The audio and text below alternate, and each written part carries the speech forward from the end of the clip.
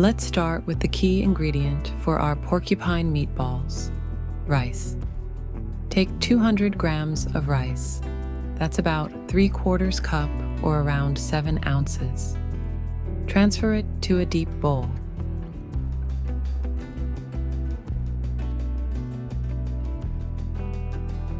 Then pour cold water over the rice, making sure it completely covers the grains by a few centimeters, and let it soak for at least 30 to 60 minutes. This step is extremely important because soaking helps the rice not only soften, but also begin to absorb water evenly, combining flavors in the mince. Now let's move on to creating the heart of our porcupine meatballs, the succulent mince. Take 400 grams of chicken mince. And now, the magic of flavoring begins. Add 1 level teaspoon of tomato paste. Next, add a splash of your favorite sauce. This could be soy sauce for depth of flavor, or even a little Worcestershire if you want to add a tangy kick. By the way, what sauce do you prefer for meat dishes? Then, and this is a crucial step for aroma, incorporate the crushed garlic. If you have fresh garlic, it is undoubtedly the best choice. For every 400-gram portion of mince, I would recommend 1 to 2 medium-sized cloves. And, of course, don't forget the seasonings, as they truly highlight the meat's natural taste. Get your hands in there, literally, and thoroughly mix the mince. I prefer doing this by hand, gently but firmly, distributing all the ingredients. It's important not to overmix, so the meat doesn't become tough. Mix until uniform. If you happen to notice that the mince seems too wet or not dense enough, which can certainly happen as meat juiciness varies, then here's an indispensable tip.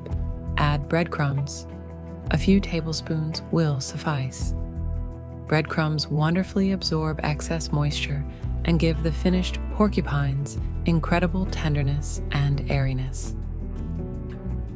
Take an onion and grate it on a fine grater directly into the mince.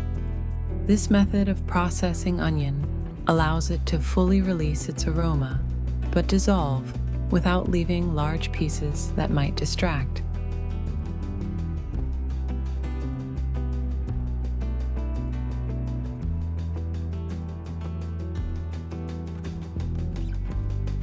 Then, similarly, grate another clove of fresh garlic. Believe me, this will add that very depth and vibrancy I always speak about.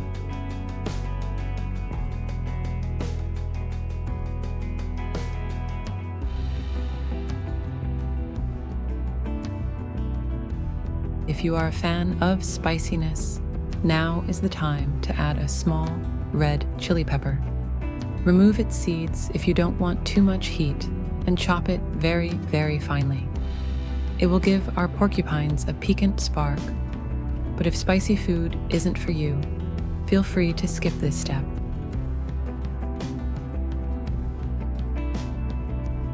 How do you feel about spicy food?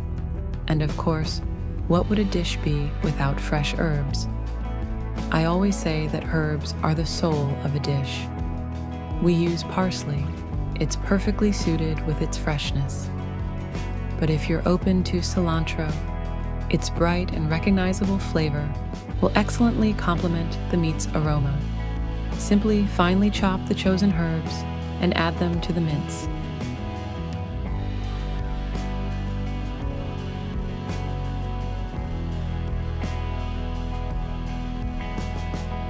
Now that all ingredients are in place, delicately mix the entire mass one last time.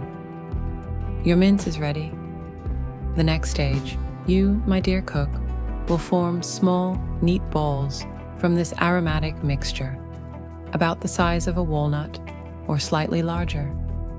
You can lightly moisten your hands with water to prevent the mince from sticking. And when the balls are ready, we take our soaked rice from the previous step.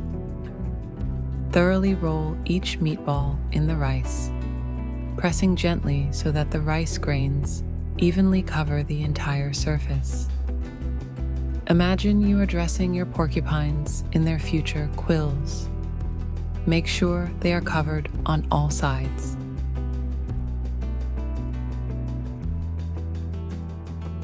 Take a deep frying pan or a heavy-bottomed pot. This is crucially important for even heat distribution to prevent anything from burning. Place it over medium heat. First, pour in a little vegetable oil, approximately 2 tablespoons or about 1 fluid ounce. Once it's slightly heated, add a piece of butter, about 1 to 2 tablespoons or half to 1 ounce. Why 2 types of oil? Vegetable oil has a high smoke point, preventing burning, while butter adds incredible tenderness and a rich, creamy flavor that will be the perfect background for our vegetables. A little secret for enriching the taste, mind you. Now, as the oils have blended and sizzled, add the chopped onion to the pan. By dark onion, I mean regular yellow onion, which you chop into half rings or small cubes, whatever is more convenient for you. For me, for such sauces, I prefer a fine dice so it maximally dissolves into the base. Sauté the onion until it's translucent and lightly golden, which will take 3 to 5 minutes. Don't let it burn. We want sweetness, not bitterness. By the way, do you like the onion to be noticeable in the sauce, or do you prefer it to completely dissolve? Next, color and aroma. Take 2 large elongated red peppers, sweet peppers, of course. Remove the core and seeds, then slice them into strips or dice them and add them to the pan with the onion. Sauté them together for another 5 to 7 minutes until the peppers become soft and tender, and their aroma fills the entire kitchen. Red bell pepper, as you know, is not only beautiful to look at, but also rich in vitamins, making our dish not only delicious, but also healthy. And of course, tomatoes. Take 2 ripe, juicy tomatoes, dice them into small cubes, and add them to this wonderful vegetable base. The key here is ripeness. The riper the tomatoes, the more intense and sweet the sauce will be. Now, simmer this entire vegetable mixture, covered for approximately 10 minutes, allowing the flavors to fully combine and unfold. This process is called simmering, and it allows the vegetables to slowly release their juices and aromas.